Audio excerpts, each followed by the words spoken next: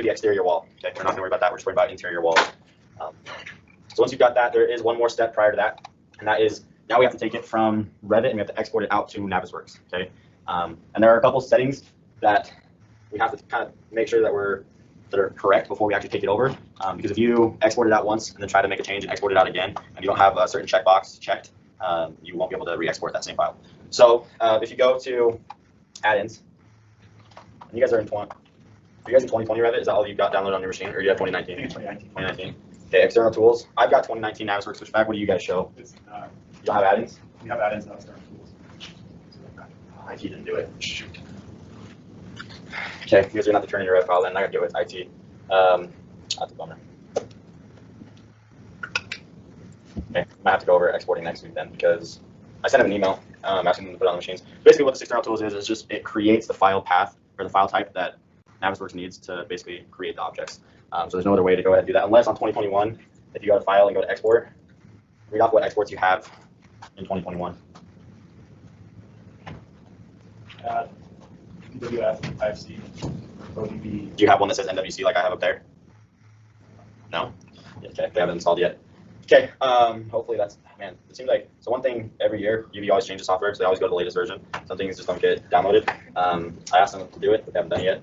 So for this assignment, usually I'll have to change the wording on the assignment. I'll change that before I leave tonight. But it usually asks you to export it out to a Navisworks file, and I can show you how to do that, just so you guys know for next week. But basically, you go into add-ins, and you go to External Tools and Navisworks, and you get this menu that pops up. You just type in your name, and you come in here and we change some settings. Now, one thing that I have to stress really hard in this class is when exporting from Revit to Navisworks, there are three things that you always need to take into account. One is your, that's gonna crash.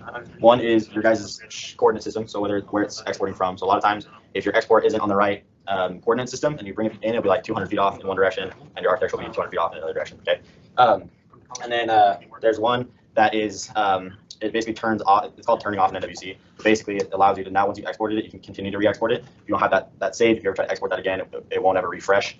And then the other is you always have to export from a 3D view. You can't export from a 2D view. And then whatever you do, whatever is shown on your screen when you export, will go over into Navisworks. So for example, if I were to try to export from my floor plan right here, it would want to bring over the architecture and all the section and line work as well. Where in a 3D view, I turn all that off. Sections don't appear in a 3D view. Turn off my architecture, so I'm only exporting out those king studs that are coming up from floor to floor. I might have, let me see if I've got what it would look like on your guys' end. I doubt I do though. That's the wrong desktop.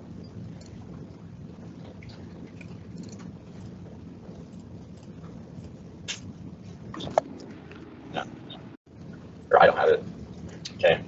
Well, my Revit's gonna crash, so that's, I'm just gonna have to start it back up. Okay, but you guys get the idea of the assignment, okay? Typically, I'd have you export it out to Navisworks. I'm gonna have to change the wording. I'm just gonna have you submit your Revit file. That's all I'm gonna have you do. Or what we can do is make it do a little bit later and wait for IT to